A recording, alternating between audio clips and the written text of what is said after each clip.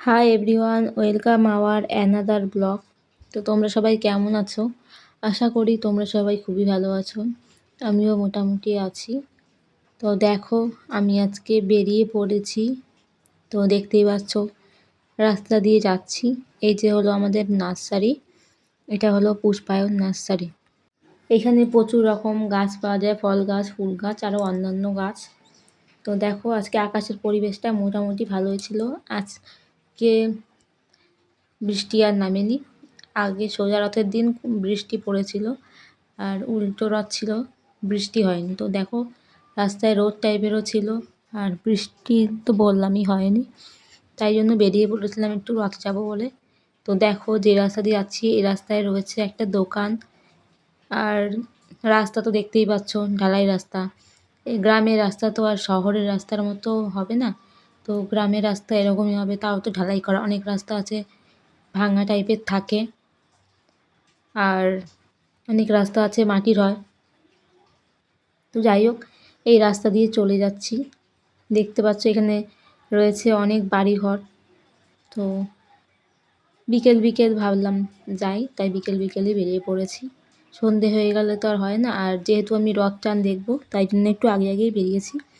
তো দেখো গ্রামের পরিবেশ কতটা সুন্দর লাগছে। এই দিকে দেখো, দেখতে পাচ্ছ রয়েছে মাঠ, মাঠের মধ্যে কত ঘাস পাতা রয়েছে, জল রয়েছে। এইখানে দেখো আরও সুন্দর লাগছে, পরিবেশটা কতটা সুন্দর। এই রাস্তা দিয়ে যেতে হবে রথের মন্দিরের এখানে। তো তাই জন্য এই রাস্তা দিয়েই যাচ্ছি। দেখো এই যে হলো বাঁশ গাছ, আর এই যে আমাদের ছোটোবেলার মন্দির। এই মন্দিরটা আমার ঠাকুরদাদার আমল থেকেই ছিল।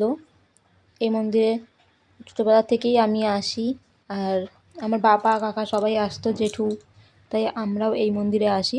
আর মানিকেরা যে মন্দিরটা রয়েছে, ওই মন্দিরটা তো আমরা বেশি দিন যাইনি, আমরা এই মন্দিরেই বেশি আসি।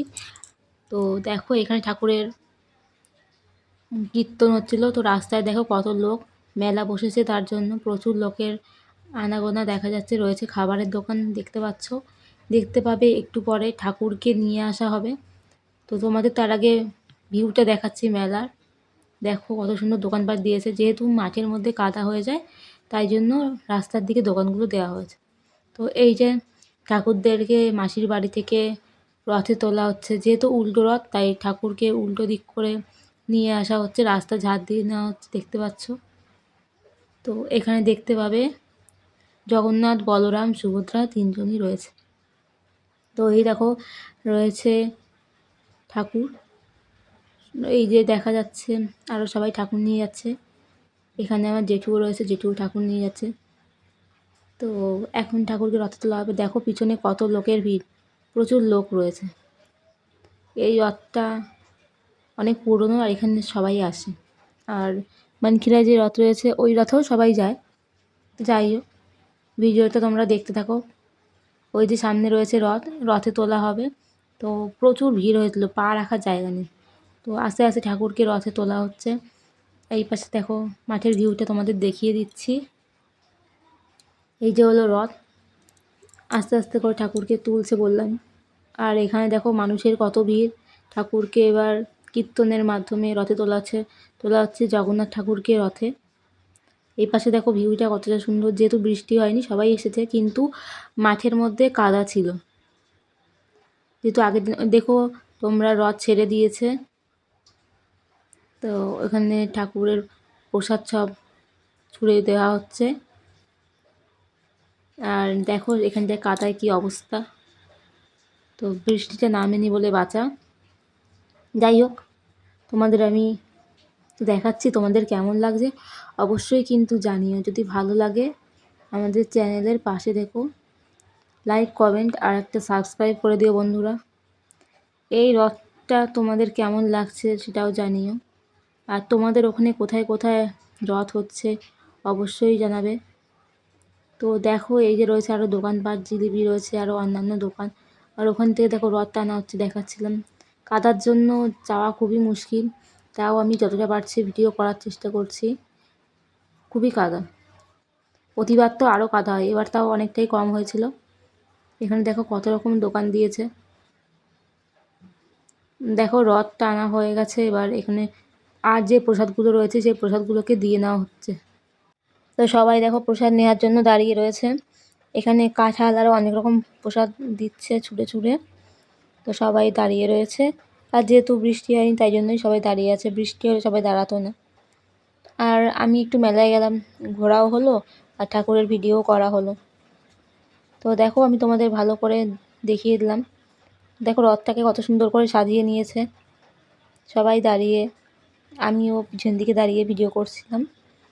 তো এখন আস্তে আস্তে ঠাকুরকে রথের থেকে নামানো হবে, তোমরা দেখতে পাবে। দেখো ঠাকুরকে এবার আস্তে আস্তে তুলে নেওয়া হচ্ছে নামানোর জন্য।